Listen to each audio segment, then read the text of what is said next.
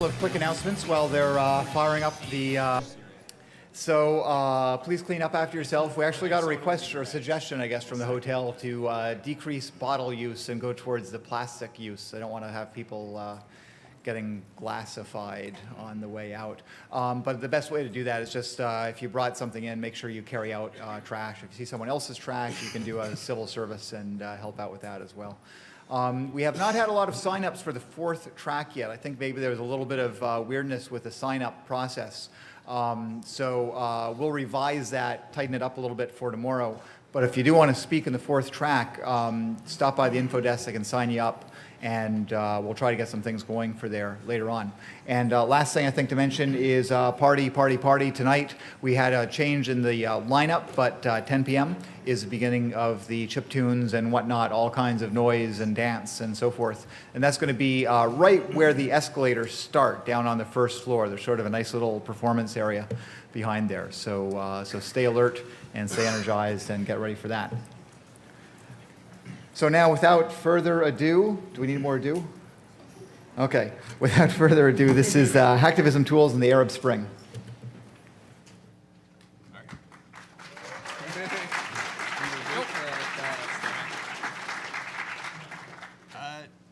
Hi, we're Telecomix. We'll do a little brief individual introductions, but we are an activist cluster who have been doing a bunch of interesting stuff, and we are really, really pleased to be here. You know, a bunch of us have done talks at other conferences, and like, this is the one we wanted to come to. Nobody invited us. We wanted to be here, so thank you. Closer to the microphone. Closer to the mic? Okay. It's good. My name's Pete Fine. I'm a Python programmer, media hacker, occasional cat herder, and yeah. I guess my name's Andrew Lewis. I also go by Punk Bob. I'm security, freelance security, and analyze data that's coming out of places like Syria. My name is Jeff Jarafa. I'm a media hacker and journalist and good at bad stuff, bad at good stuff. I'm Meredith Patterson. During my civilian life, I work for Red Lambda as a research scientist. And apart from that, I do crazy things with formal language theory and radios and all sorts of stuff in between. I am called the Doctor. In my day job, I am a system administrator, a network administrator, a security practitioner, and a security researcher. In my off hours, I am one of the developers of Project Byzantium, and I am an agent of Telecomix. Telecomix, we have no formal members. We take no money at all. We mainly operate on an IRC network. You can see that up behind us. If you're feeling bold and you want to join, it's irc.telecomix.org. There's a chat box on our homepage. Basically, people just show up. They find a project they're interested in. They go do it. I probably don't have to explain this all, because you all probably get it. We do actually have a leader, and that leader is a chatbot named Cameron. And I'm told she has a message for us. Yeah, regrettably, Agent Cameron's mainframe couldn't be moved here for Hope, but she did send a message for us to all of you. Hello, this is Agent Cameron from Telecomix. I have a message for you.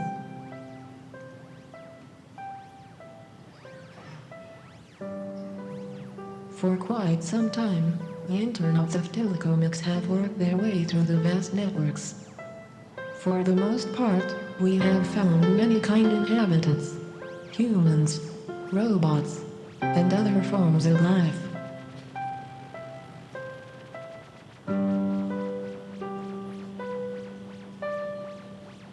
However, not everything that we see pleases us. We have seen surveillance machines made in the West, then sold to the East. We have seen dictators killing people in the South, while being supported by the governments of the North. We have seen incredible acts of cruelty. We have seen unprecedented bravery. Sometimes we get very scared, at times even angry. But we always try to remain true to the principles of data love. Your data is not only your data, but is everyone's data. Data wants to flow. But data sometimes requires help. Data requires you, and data wants to grow. This passion of ours inspires hope, hoping that one day the internet will be free. So be it. Encrypt your heart and send it to your friends. Mirror your thoughts throughout the intertubes. Teach what you know and help others as you would ask for help.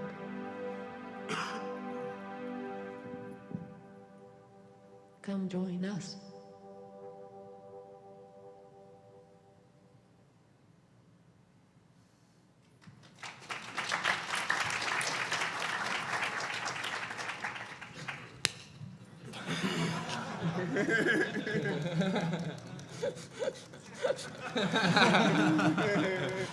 There is no Viagra for that. Yeah. Anyway, So we have, amongst some other things, which we just kind of want to tell you about some of the stuff we've been up to over the last, gosh, it's almost 2 years at this point. Just about, yeah. I mean, January of 2011 was when I got involved. Yeah, likewise. February. You know, the cluster started mainly working on policy, telecoms policy in the EU. And, you know, right around January 23rd of 2011, we could see what was starting to happen in Egypt. And we were not going to sit around and let that government censor and shut down that net. And so, yeah, we took a bunch of kind of really cool, interesting steps. I don't know if you want to talk about it. Well, gosh, I'm trying to remember everything that went on. I mean, because there was nmapping Egypt and All of Egypt. all of Egypt, Yeah. and spamming the log files of every web server we could find with contact information for the what was it, like the dial-up pool from Access for All that we got them to spin back Yeah. up. We put together between individual users and working with European ISPs about 500 dial-up modem lines. About 60% of Egypt was on dial-up before they pulled the fiber out of the wall, and so that hardware is already there. That worked pretty well. We worked on a ham radio operation. Yeah, and that was actually an operation that taught us an interesting lesson, which is that throwing everything you have at the wall and seeing what sticks, and if you're gonna fail fast and fail hard and move on to the next thing, works. So I got involved when Telecomix put out a call for ham radio operators. I got my license in the States, and I happened to be living in Belgium. So I was like, well, maybe we can do an HF shot out to Egypt. It's kind of a long shot, but let's see if we can do it. Unfortunately, that particular operation suffered from sort of a lack of research, because it turns out that there aren't that many ham radio operators in Egypt in the first place, and most of them were involved with the military. So, oops. Right. I mean, it was an interesting op. We did hear what we think may have been some traffic, but I think after about a week and a half, we were like, screw it, let's move on to something else. So, fail fast, fail hard, move on. Some of the stuff that did work really well, we put together basically fax spam. So we used Google and found basically every fax number in Egypt that we could. Universities, copy shops, hospitals, and put together an info fax with communications advice, like the numbers of those dial-up modem lines, ham contact information, and medical advice, like treatments for tear gas. And basically got just volunteers and found free international fax services, and then just sat there and clicked that button. That worked really well. That worked really, really well. The Nmap project we're talking about is sort of parallel to all this. Is some guys Nmapped the entire Egyptian internet in about 36 hours. And so there were so few machines up, right? There were only about 5,000 machines up that we could do it that quickly. And then they injected, human readable messages into the web server logs. So they did stuff like get, we are Telecomix, get, we are from the internet, get, we come in peace, get, dial modem line and the number and the login and so forth. Yet, here's what's going on. By the way, we have the utility up on GitHub if anybody wants to take a look at it. Yeah. Were those, sometimes it's hard to tell if messages get received. We think that one may have, we're not entirely sure. Certainly cool. I think, we get, I don't know, just personally, people talk about us as trying to save the world. we're not. We're not. We're trying to rebuild it. And, you know, aside from doing good stuff, like, as technical people, this shit's cool. This shit's just really, yeah, right? Like, When Egypt was cut off from the rest of the net, a few of us joined Telecomix because it was an interesting technical challenge. How did they do it? I mean, there wasn't a whole lot of good information coming out of Egypt, obviously, so a few of us got together and figured out roughly how they went about it, and we started working on ways to circumvent that. The technical challenges have been impressive and nothing short of interesting. you know, on top of all this stuff was a kind of very standard Tor, VPNs, proxies, setting these up for Egyptians. Teaching people how to use it, holding classes in private channels, holding classes in private chat, stuff like that. And so before the net got cut off, we would get Egyptians on IRC who were blocked from reaching Twitter and would take like news reports and photos from them and tweet them out using our account. Like almost acting like a human proxy. That's the kind of facilitation of communication that we try to do.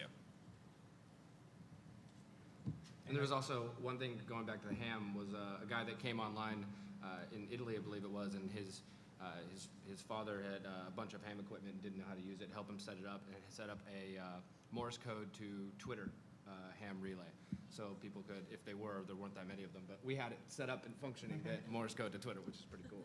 Nice. I don't even think I knew about that. Yeah, I think we were talking about it. That's how decentralized this is. I mean, we're not all like aware of what everybody else is doing, but it all kind of merges and blends together. You know, what succeeds, and what fails fast. Yeah. And sometimes ideas that just get tossed out as, well, hey, wonder if this is possible. A couple of people will quietly grab it, go off into a channel, they'll figure it out, they'll write the code, they'll test it, then they'll deploy it, and we'll find out a week later. Okay, anything else on Egypt? Should we move on? Or? I think we should move on. Let's move on. Yeah, because eventually they did turn the internet back on. Yeah. So. And the world moved on, and you know how successful that revolution was, and what part we played in it. It's not up for debate, but the Arab Spring has continued quite a bunch. We tried some stuff in Libya, a little bit for Iran, a little bit for Bahrain, but the big place we've been really active for about the last year has been Syria, and so. I guess this is where I jump in. Last year, I jumped into Telecomix right after Egypt happened, and I got involved in the tail end of it.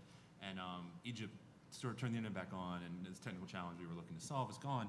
So we started looking at other nations, and we did look at Libya and a few others, but the one that seemed to be the perfect size, it was a country that had just enough internet access that we could get in touch with people, but not like there wasn't so many machines out there that we couldn't figure it all out. So I believe it was June 22nd, we mapped the entire Syrian internet, all 186,000 IPs, and started looking at stuff. And the big thing that jumped out in that week was blue coat devices. Syria's been under sanctions for the US for technical reasons for years, for decades at this point. 1985. Because we didn't want we didn't want them to get anything advanced because we wanted to be able to spy on them. And in Blue Coat is an American company based in Sunnyvale that sells it's a proxy device that also does some DPI. Those showed up, and the other thing we noticed was that there was an open FTP sitting on the IP address that was like 5 addresses away, and we started pulling data off. I think, to be fair, a few other organizations noticed this. I believe Citizen Lab and a few others. But we were collecting that for months, and we were looking at it and see what was in there. And then one day it got turned off. We think they figured it out that people were downloading lots and lots of data, and they finally figured out where it was going.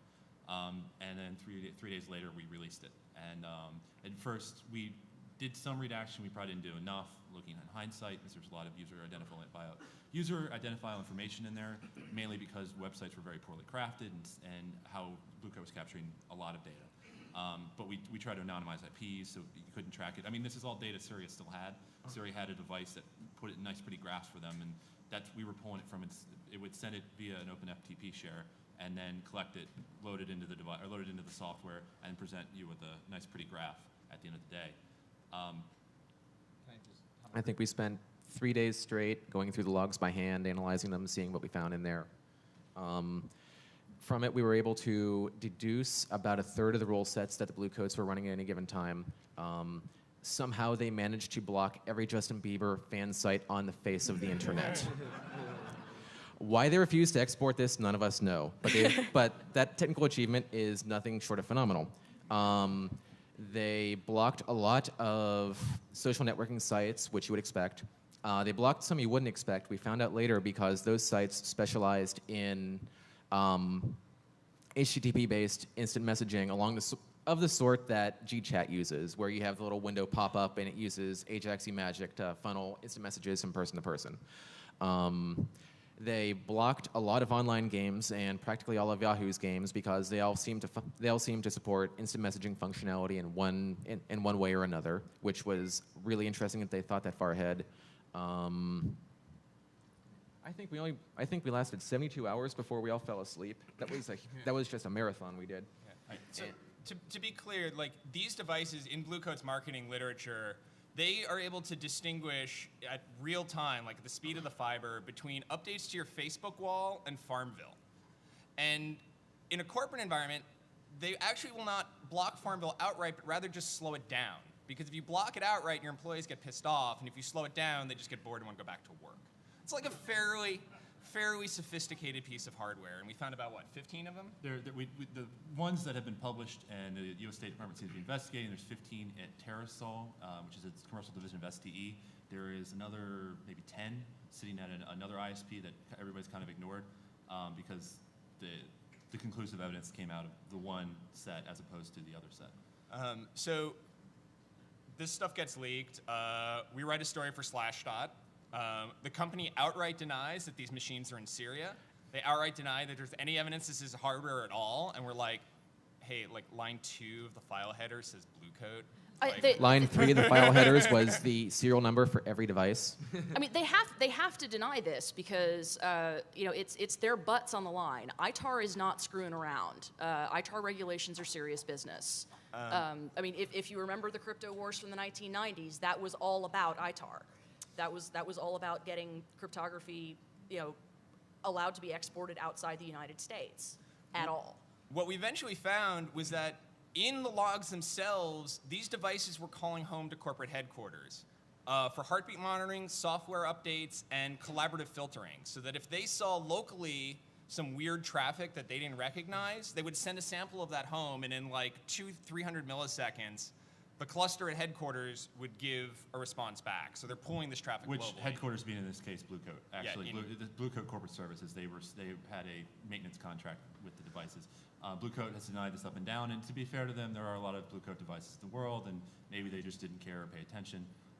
Their defense so far has been, we sent them to Iraq via Dubai, and they disappeared. So this story eventually gets picked up by the Washington Post. The Wall Street Journal eventually got an admission out of the company that, yes, this stuff had been wound up in Syria. No, they weren't looking at their internal logs, and they have no incentive to. Front page of the Wall Street Journal. And then within 3 months or so, some of our European guys, hacked policy in the European Parliament, which passed export controls on censorship and surveillance technology, and they've never had that before. And so from within a 6-month time frame, just like a loose handful of people can set in chain and motion of events that results in a change in international law. Like this is where we're at with technology right now. I mean, it's not perfect. They still can import via resellers, and they can go to Hawaii. The Chinese manufacturing is really pushing into Syria and offering the same services they were getting from Blue Coat and other. Didn't they actually didn't they actually track down the reseller though? Because I seem to recall Yeah, recall somebody getting hellbanned from ever exporting out anything out of the United States ever again. Yeah, a reseller in Dubai got banned forever, but it seems that employees just moved. But this kind of captures what, I like this as a nice little allegory about what we do. From the really, really technical stuff like Nmap and log analysis, through the media hacking, from Slashdot all the way up to the Wall Street Journal, and then the policy side in the EU as well. Right? Like, that's kind of the whole thing. This is what you actually, this is how much stuff you need to do to actually, make these kind of real world changes. Could we also go off a little bit into Project Blue Cabinet and the OSINT we've been doing? Yeah. Okay. Another of the things that Telecomix is involved in is OSINT, Open Source Intelligence Analysis. We have a project called Blue Cabinet where we have been systematically researching, following the money, tracing receipts, and gathering every scrap of information, boiling it down, checking it, cross-checking it, and collating it for every surveillance and censorship technology manufacturer on this planet. We've been at it for about 9 months now, and we've been compiling dossiers which are freely available on the internet on one of our wikis to basically name and shame every company who is manufacturing every piece of censorship technology, who they sell it through, and what countries we know use it. This has been a monumental task because the internet is, as Gibson put it, a sea of information, and these days it really is a sea of information. And we've been spending way too much time going through it all, posting the facts that we have, posting, ranking, and either proving or disproving hypotheses. Basically, we have a loosely distributed, decentralized open source intelligence operation as well. And we do a lot of that in Syria, a lot of documents that come out of Syria. A lot of, we see other DPI gear. I'm sort of hesitant to go on the record with saying their names because they might not come after me, but I don't have definite proof, but I have secondhand reports from inside Syria that these devices exist. But there's a lot of open source intelligence that looks at what's going on in Syria and how it works, how stuff is blocked, either at a protocol level or when they start pulling DPI, and they can start blocking protocols based on signatures. We know they have DPI gear. We suspect the company. I'm not going to jump out and say it right now. It's just a matter of time before we find the smoking gun, though. Nailing bastards can be fun. Should we talk about some of the other stuff? You want to talk about the hijack? Okay, Yes. so one of the other interesting little projects pulled off.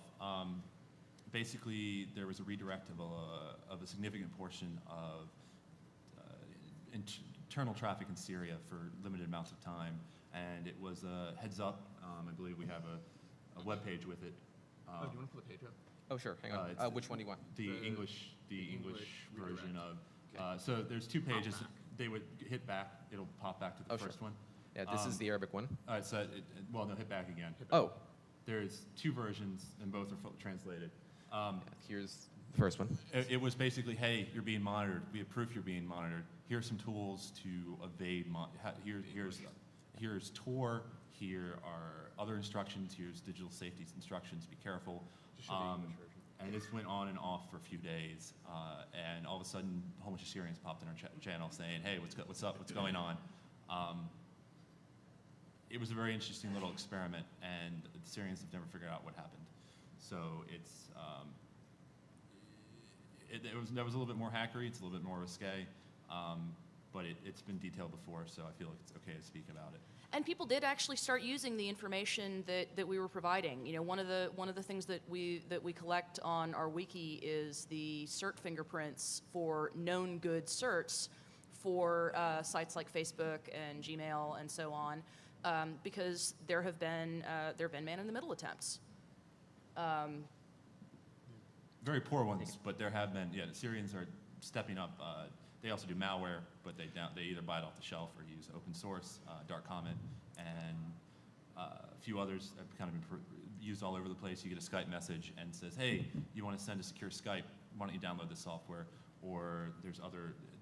They use other vectors. There's fake YouTube pages, and there's a lot of organizations looking at this. EFF has some excellent blog posts about it, but it's, There's also the fake Microsoft updates and the fake iTunes updates, which are apparently signed with good certificates. Okay, I haven't heard Food of for that. thought. You know, just to hop back to, you know, like this hijack thing with getting people on our channels, like the security practices, you know, we try to inculcate here are not just technical, right? It's not enough to hand somebody in Syria Tor and be like, okay, have a nice day, right? Like there's lots and lots of ways you can leak your identity. Everything from time zone, location data, personal info, EXIF, metadata, all sorts of stuff. You know, we will get people occasionally in our channel who, you know, are Syrians and they disagree with us, which is fine. We also seem to get this class of people who don't speak great English and are mainly interested in who we are and where we're from. And those are the people we think are Syrian intelligence or Syrian Electronic Army. Seems legit. Yeah, we get it. I've been accused of being an Israeli spy more than once. Yeah, we were accused when we went over to, I was asked to go over and help journalists support a live streaming mission to Syria, and ended up supporting a bunch of Turkish journalists and other people on the ground over there. They were all accused, and we were accused of being CIA, and we were over there you want to talk some more about that? Yeah. So a journalist took a crowdfunded mission over to Turkey and then into Syria. And once he got on the ground and announced his intentions, started encountering resistance, sock puppets and people threatening his life and calling him CIA, and his system got hacked and we couldn't help him. I was trying to help him remotely with it. Finally just decided to fly me over and help him find a new fixer and basically lock down his system and set up a secure network along the way. So I took it as an opportunity to spread Telecomix information to other journalists and civilians there on the ground. And leads into something else that we're working on is a best practices and recommendations document for journalists and people in these kind of situations. But we did day trips into Syria, hiking over the mountains, and we had to be really careful. We had a DeLorem two-way satellite tweeter that tethers to your Bluetooth phone, and be very careful about using that because of obviously the journalists who've been killed by triangulating the sat phones, which are very dangerous, and et cetera, et cetera. A couple days after we went in, I had honey files on my system that if anyone ever logged into, we knew the system was compromised from my laptop. It was just a text file on the desktop that said, my secure video upload server, login and password. And so one day I got a message and it said, my friend who was monitoring the server was like, you got to log in from Poland on your main system. I was like, oh shit. Luckily it was like 5 minutes after it happened. CPU was running like crazy. So closed that down, went to our WePay account. This is in southern Turkey in a place called Antakya, which is Assad's hometown. And there was a lot of Syrian intelligence across the border, a lot of cars with Syrian license plates. And basically, WePay was blocked, Telecomix chat was blocked. I couldn't get anything like that. This is over the hotel Wi-Fi. And we didn't really have time to trace and see how it was blocked, but just ended up having to get out of there. Yeah. Anything else we want to cover on Syria? I just want to kind of keep moving. Anything we're forgetting? Well, the SSL anomalies? Yeah, I guess there's that. One of the odder challenges with dealing with this kind of stuff is it's sometimes hard to tell whether something that looks suspicious is actually like something state-sponsored, or whether it's a third party like Komodo Hacker, for instance, or if it's just companies being weird. So, case in point. Last, I think September it was. September or somewhere thereabouts. Yeah, somewhere thereabouts. One of our contacts came into IRC saying, "Hey, I just logged into Facebook, and this and the cert that I got doesn't check out with the ones you've got posted." So he was in Syria. One of our agents in Berlin, Tamate, checked it out, and he's like, "No, that looks good to me." I checked it out from Belgium, and it looked good to me. Dan Kaminsky checked it out from California, and it looked fine to him. So we were like, holy crap, this has got to be like the Syrian government trying to do a man-in-the-middle thing. So we reached out to Facebook, and we were like, what's going on here?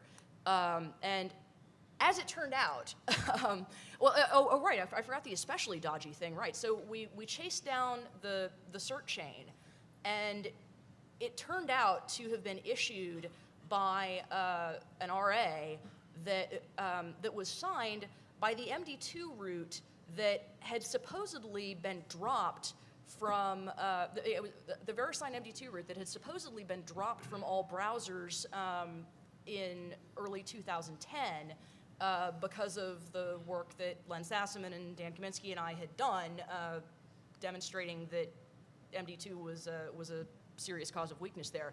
So we totally thought that just somebody had figured out how to break MD2 and just issued a fake cert. But as it turned out, Facebook had bought a couple of new certs and was only using them on one load balancer. And so Mohammed just got lucky, apparently. So that one, fortunately, nobody died. But it was, we were kind of on pins and needles for a while there. And that is a very real concern. We won't hear from contacts in country for days or weeks, and we don't know. We'll hear towns that they're shelled, or that there's violence near them, and it's checking in, see when's the last time somebody heard from them. And at this point, there are some people we haven't heard back from in a while, and it's a little rough. And so while we are here, because what we want, as Cameron said, is for you to join us or copy us, there is so much work to be done here around the world, and we'll talk a little more about that towards the end.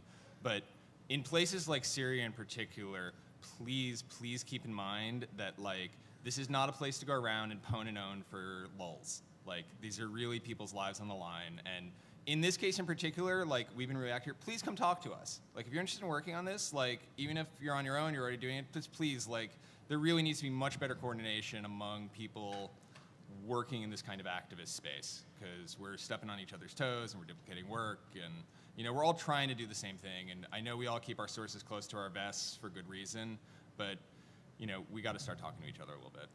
Yeah, and all of us here, I think it's safe to say, are willing to teach whatever we know to whoever asks.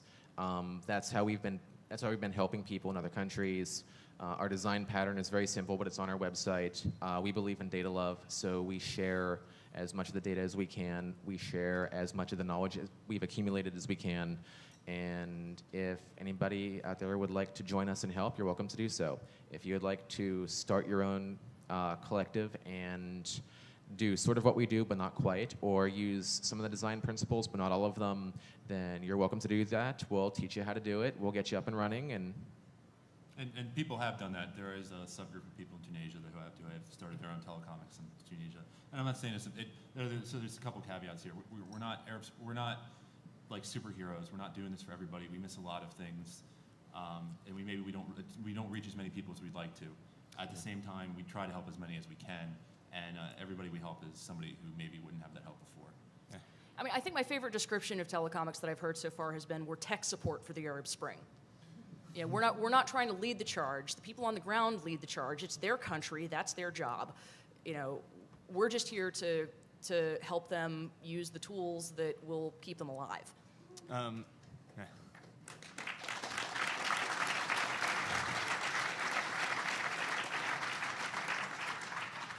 Just before we move on, along those lines, I got a request from IRC to mention a project we have called the Telecomix Broadcast System. It's a collection of about 7 or 8 gigs of video. It's definitely 8 gigs. It's definitely 8. I'm stand corrected. It is definitely 8 gigs. Over 9,000 gigs. No. Yeah. That's in the terabytes, I think. Just a bit. Of videos that we have helped, videos, photos, news reports that we have helped publish out of Syria. Or just collected in general. They're as much as possible without compromising security. We're not giving the cameraman's name, of course, but they're geotagged, or not. Well, they're as close to where they actually happened, where they're at, and it goes back about a year. I guess more than a year at this point, to where before we even really got involved in Syria. It's trying to share data that has happened, capture what has happened in Syria and share it with whoever's interested. And I think it's also important, like asking and inviting people to come in and help, set up groups or help independently with projects and operations. But also, if there's journalists or other people that need our support with anything, happy to help. Come ask. Yeah. Should we move on? Yeah, I think we should. Okay. How are we set for time? It's 16:40. Okay. We have 5 minutes.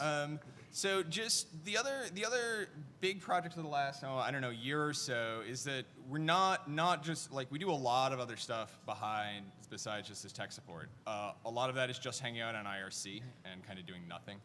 But some of it is also political. Yeah.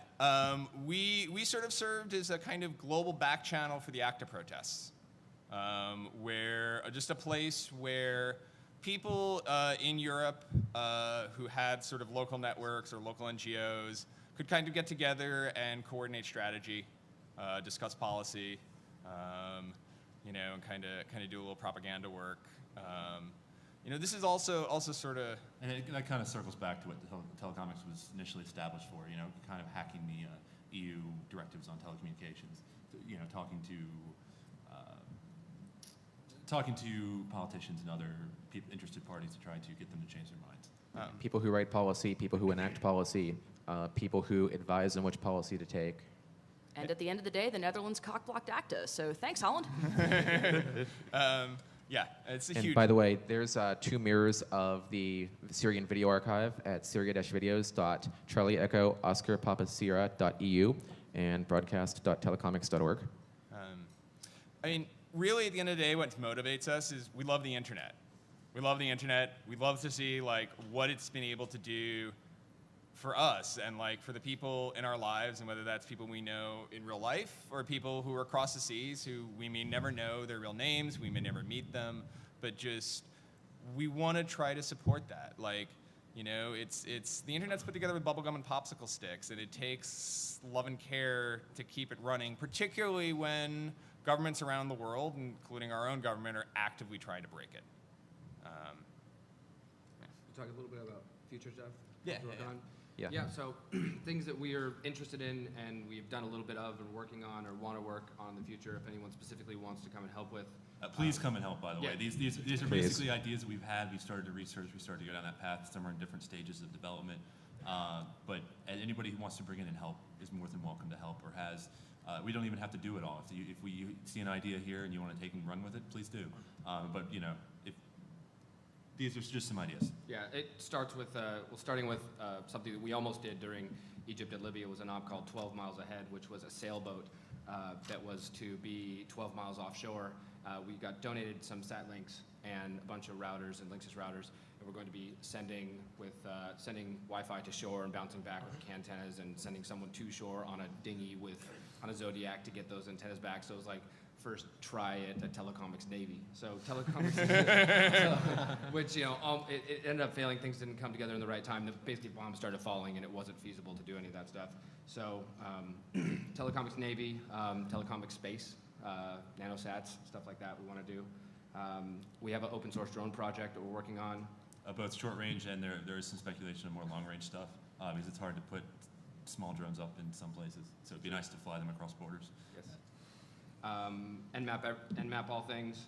It's basically that's scanning problem countries with everybody's favorite scan tool, Nmap, and other tools.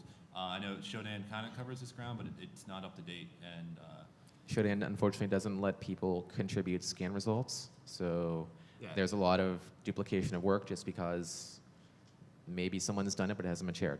Yeah, so this is a list of about a dozen countries that we have, let's just say, good reason to believe are highly censored using similar kind of equipment to what we saw in Syria. And, you know, so we've been doing those scans, right? But this is like, for a dozen countries, this is like a massive number of IPs. I think it's 2 million. I mean, these are tiny countries in general, but it's still 2 million, 3 million IPs for. That now need to start getting dug through by hand. And you maybe won't find the smoking gun, but this is how we spotted the blue coat devices, how we have seen other censorship here. It's not a perfect system, but it's collecting as much information as possible, analyzing it, and then coming together and putting together what we know. What else? Data mining, algorithm help, data journalism, sorting through data. Yeah, there's a lot of data that come out of these countries. Some of it has come out in the last couple of weeks out of Syria, but that data has been coming out of Syria for a while. And it's just kind of been sitting there. And if anybody knows any massive data things, come talk to us. There's lots of data. Jonathan Stray, this means you. There's also Project Streisand, which is where we set up mirrors of as much information as we can, hopefully faster than they get censored by everyone else. We do it with the Syria videos. We did it with the Egypt videos. We've done it with the Blue Coat logs. We hope to do it very soon with Project Blue Cabinet. We've done it in France, where some cop watch info got taken down by the French courts. We're not just the Mideast. Like, we will do this. Did it at NATO. Oh, yeah. For NATOprotest.org. Yeah. Yeah. Like, we'll do this anywhere we can. Anywhere there's a threat, like, we're going to try to be there, but we're limited. Like, there's only so many of us, and that's why we want your help. Some of us have to sleep sometimes. It may be after 96 hours, but we do need sleep. Another thing is using satellite phones safely. So, Which sounds, I know, like a giant oxymoron, but we think there's some ideas there that could be translated into using the satellites far away from where your current location is, and actually, basically, the short answer is duct taping one phone to another phone, or RF, or some other things, which also can be tracked down, but using cable, even coax, and running really long cables. it's buying time. Yeah, there have been some. Because that is, I mean, everybody, that's what we believe. I know there was definitely agents at Telecomix that were on the phone with people with sat phones that suddenly were dead. And that, not Maria Colvin, so to speak, but there were doctors that people were talking to, asking questions about technical stuff, or people that knew that they were asking questions, they were talking to reporters. I know of one specific case, and it was I think a French news reporter talking to a doctor out of Syria, and all of a sudden he was gone, and then a report came out a couple days later he was dead because they dropped shells on him. It's not conclusive proof, but we really believe that to be they were using RF gear to triangulate the signals and drop artillery on people. Okay. A couple more things. Blue Cabinet help. Also help with creating anti-malware, discovering malware. That was something that everyone came together on amazingly during Syria when the dark Comet stuff was found. And they've moved on. They've started purchasing off the shelf. It all goes back to one IP command and control server usually, and uses one name. But you can tell they're following the manufacturer's list of how to set this up, and it's not the most technical operation, but it is getting people in Syria tracked down. Yeah, we have a pretty nice collection of malware we've collected in the past year or so. We have everything from malware which is designed to wiretap both sides of a Skype conversation before the outgoing is encrypted and after the incoming is decrypted. We've found rats. We have found malware which tries to trace a physical location of a server based upon the wireless access point and whatever else is around it. We've got a pretty good collection, and we've spent a long time reverse engineering it, figuring out how it works. We've devised a couple of ways of uninstalling it if you think you're infected. We've trained people on how to determine whether or not they've been hit with it. We've given people security tips on if you suddenly see a window if you suddenly get a notification about this brand new 0-day in Windows and you have to install this now, chances are it may not be. Things like that. I guess the other last, in other terms of new projects is new countries. We just launched an op for Sudan. I got a ping just a couple days about the Maldives, which is a collection of 24 atolls off the coast of India. They're going to need inter-island communication. So I don't know, semaphores, big reflective mirrors, whatever. Yeah. I'm thinking QR codes and webcams. And the nice thing is, with a 4096-bit QR code, you can, in theory, do NFS with jumbo frames. But yeah, and if you guys got stuff you're interested in, just show up, and if you find collaborators, it gets done, and if you don't, it doesn't, and that's just it's that something. Simple. Yeah, just go do stuff. No idea is too batshit insane. Okay. Should we take some questions? Yeah. Should we take some questions? There's a mic up here. Or just speak real loud, but if you can use the mic, that'd be better.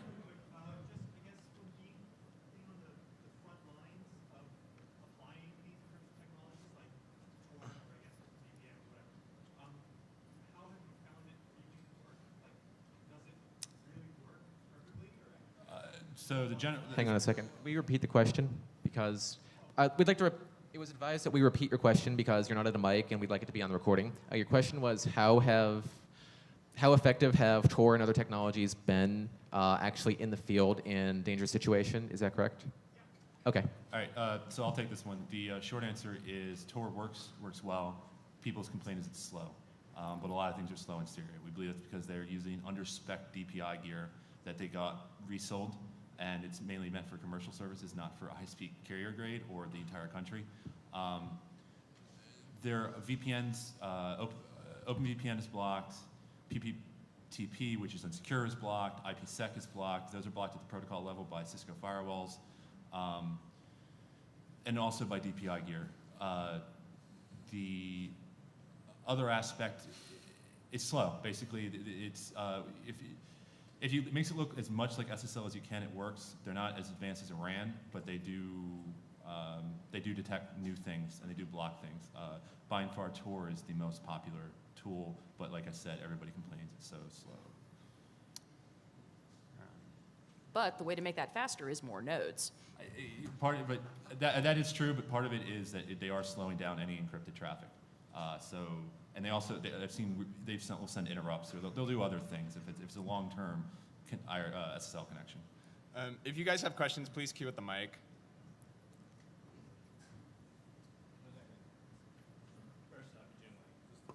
Hello.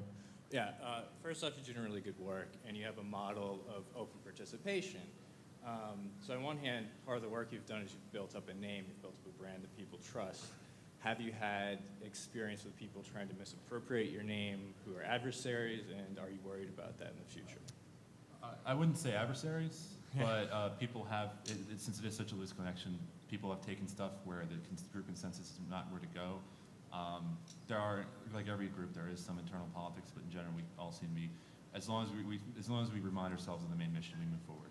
But I mean, like you were saying, like suspected Syrian agents around like your No, they haven't. Yeah, nothing like that. No, Okay. they have not. They've just ignored the internet by and large. Do you think there's a threat that someone could set up fake Telecomix who are I mean, actually doing honestly, something the nefarious? biggest problem we've had along those lines is somebody in the States using our name and my name personally to scam money out of people. Yeah. So that's why we're no money. Yeah, no money at all. Yeah, everything is donated, everything is volunteered, everything from servers to bandwidth to time to effort. I'm just wondering what you guys think some of the most important kind of skills to pick up are that are most effective at accomplishing some of these goals, like specific tools and languages.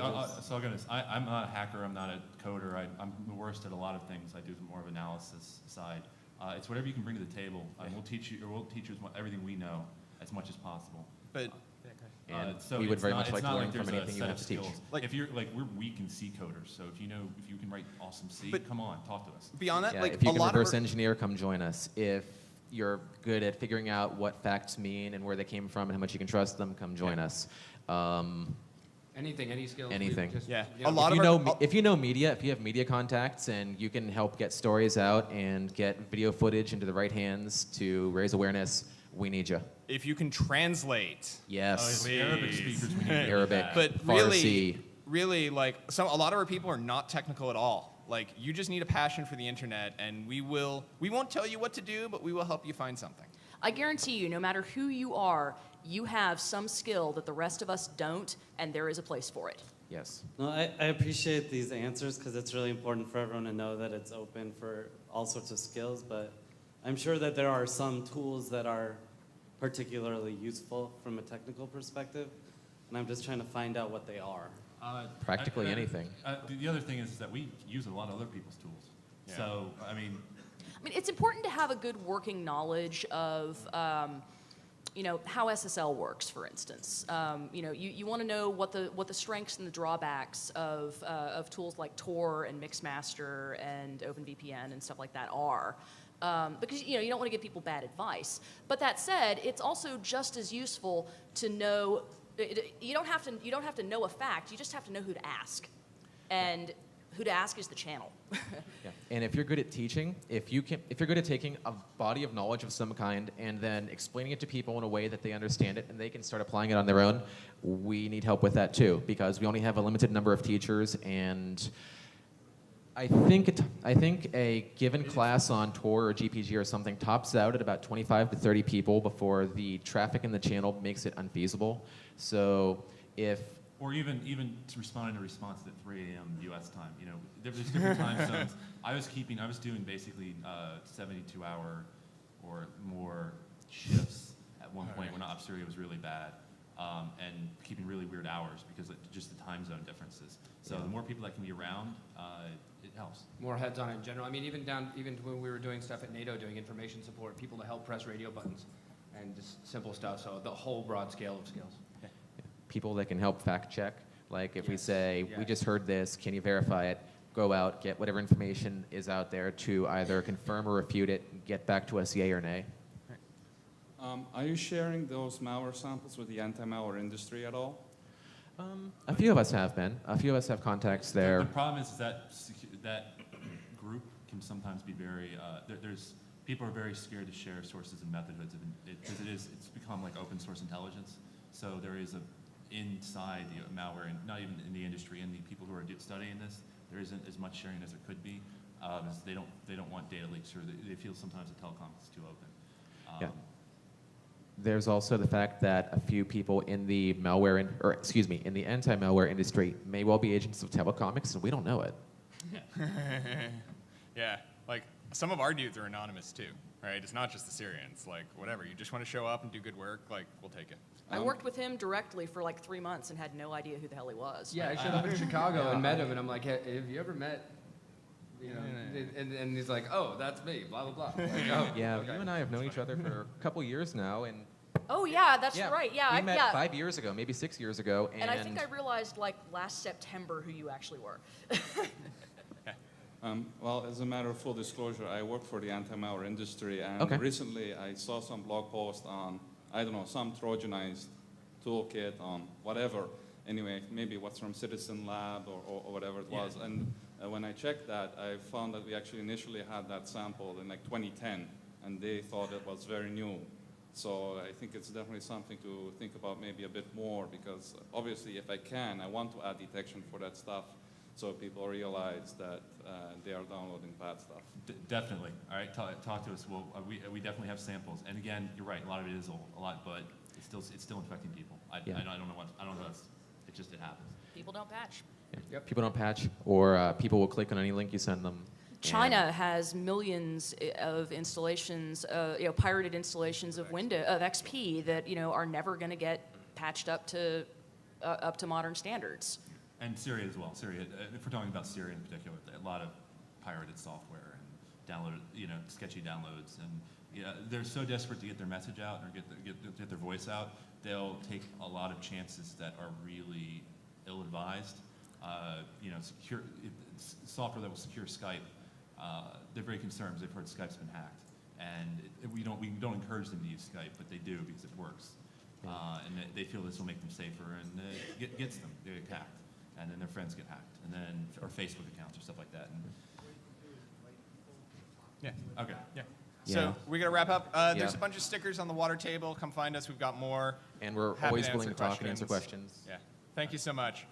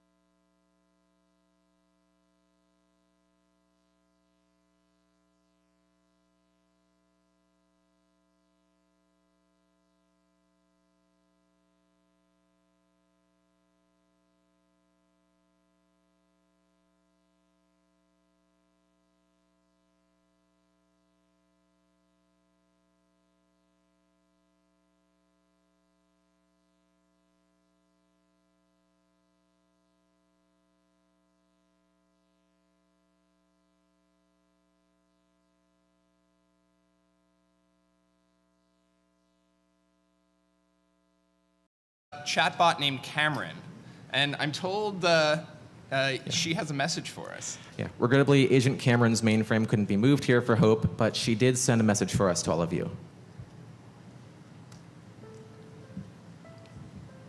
Hello, this is Agent Cameron from Telecomix. I have a message for you.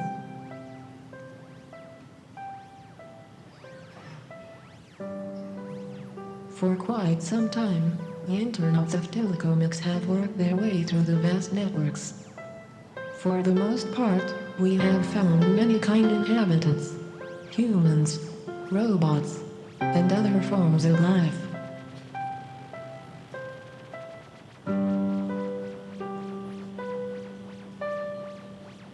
However, not everything that we see pleases us. We have seen surveillance machines made in the West, then sold to the East. We have seen dictators killing people in the South, while being supported by the governments of the North. We have seen incredible acts of cruelty. We have seen unprecedented bravery. Sometimes we get very scared, at times even angry. But we always try to remain true to the principles of data love. Your data is not only your data, it is everyone's data. Data wants to flow, but data sometimes requires help. Data requires you, and data wants to grow.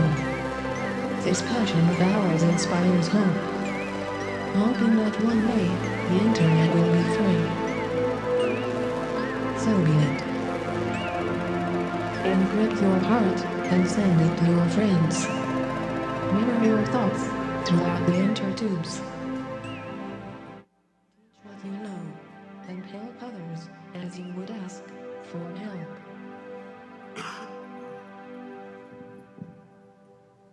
Come join us.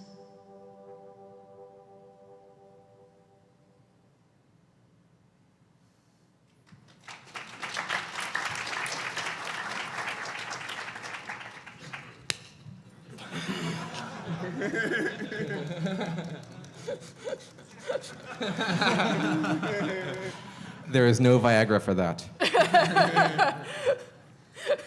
Yeah. Anyway.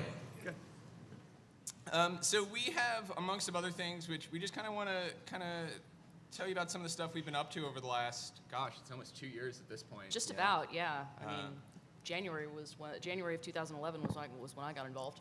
Yeah, likewise. February. You know, the cluster started mainly working on policy, telecoms policy in the EU. And, you know, right around January 23rd of 2011, we could see what was starting to happen in Egypt. And we were not going to sit around. A couple of quick announcements while they're firing up the...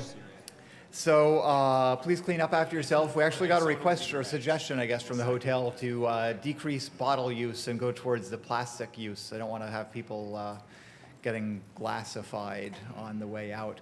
But the best way to do that is just if you brought something in, make sure you carry out trash. If you see someone else's trash, you can do a civil service and help out with that as well. We have not had a lot of sign-ups for the fourth track yet. I think maybe there was a little bit of weirdness with the sign-up process. So we'll revise that, tighten it up a little bit for tomorrow. But if you do want to speak in the fourth track, stop by the info desk. They can sign you up, and we'll try to get some things going for there later on.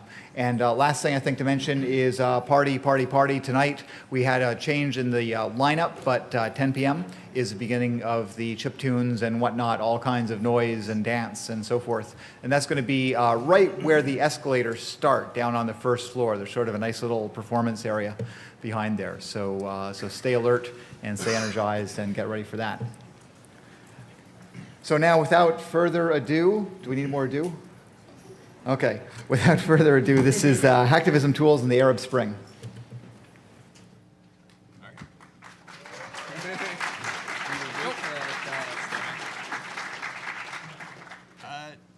Hi, we're Telecomix. We'll do a little brief individual introductions, but we are an activist cluster who have been doing a bunch of interesting stuff, and we are really, really pleased to be here and let that government censor and shut down that net. And so, yeah, we took a bunch of kind of really cool, interesting steps. I don't know if you want to talk about it. Well, gosh, I'm trying to remember everything that went on. I mean, because there was nmapping Egypt and All of Egypt. all of Egypt, Yeah. and spamming the log files of every web server we could find with contact information for the what was it, like the dial-up pool from Access for All that we got them to spin back Yeah. up. We put together between individual users and working with European ISPs about 500 dial-up modem lines. About 60% of Egypt was on dial-up before they pulled the fiber out of the wall, and so that hardware is already there. That worked pretty well. We worked on a ham radio operation. Yeah, and that was actually an operation that taught us an interesting lesson, which is that throwing everything you have at the wall and seeing what sticks, and if you're gonna fail fast and fail hard and move on to the next thing, works. So I got involved when Telecomix put out a call for ham radio operators. I got my license in the States, and I happened to be living in Belgium. So I was like, well, maybe we can do an HF shot out to Egypt. It's kind of a long shot, but let's see if we can do it. Unfortunately, that particular operation suffered from sort of a lack of research, because it turns out that there aren't that many ham radio operators in Egypt in the first place, and most of them were involved with the military. So, Oops. You know, a bunch of us have done talks at other conferences, and like, this is the one we wanted to come to. Nobody invited us. We wanted to be here, so thank you. Closer to the microphone. Closer to the microphone. Closer to the mic? Okay. It's good. My name's Pete Fine. I'm a Python programmer, media hacker, occasional cat herder, and yeah. I guess my name's Andrew Lewis. I also go by Punk Bob. I'm security, freelance security, and analyze data that's coming out of places like Syria. My name is Jeff Jarafa. I'm a media hacker and journalist, and good at bad stuff, bad at good stuff. I'm Meredith Patterson. During my civilian life, I work for Red Lambda as a research scientist. And apart from that, I do crazy things with formal language theory and radios and all sorts of stuff in between. I am called the Doctor. In my day job, I am a system administrator, a network administrator, a security practitioner, and a security researcher. In my off hours, I am one of the developers of Project Byzantium, and I am an agent of Telecomix. Telecomix, we have no formal members. We take no money at all. We mainly operate on an IRC network. You can see that up behind us. If you're feeling bold and you want to join, it's irc.telecomix.org. There's a chat box on our homepage. Basically, people just show up. They find a project they're interested in. They go do it. I probably don't have to explain this all, because you all probably get it. We do actually have a leader, and that leader is a